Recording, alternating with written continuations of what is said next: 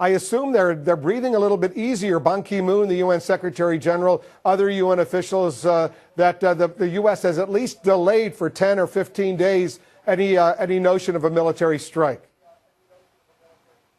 I suppose on one hand, he made it clear he thinks military action is appropriate. But yes, there is this 10-day delay now, which will feed into the opinion of Ban Ki-moon, the Secretary General here, that there should be a political solution of some description. And, of course, when asked earlier, his spokesman said, look, is a war without a resolution legal? And he said, look, he underscored the importance of the UN Charter, which effectively said it wouldn't be. What this time period now presented by Barack Obama does do is significantly increase the likelihood that we will have heard from UN inspectors their report before Congress votes or roundabout when they begin that process. We don't have an exact timeline from the UN. In fact, they're very keen to stay away from it, but they are stressing they're going to expedite this process as quickly as possible. And we're talking about samples being taken from the alleged sites of chemical attacks in Syria, flown, it seems, to The Hague at this point. They're being processed now. They're probably going to start that at some point in the laboratories tomorrow. When those results come back, which, to say, could take a week, and then, of course, other information processed from interviews with survivors or witnesses,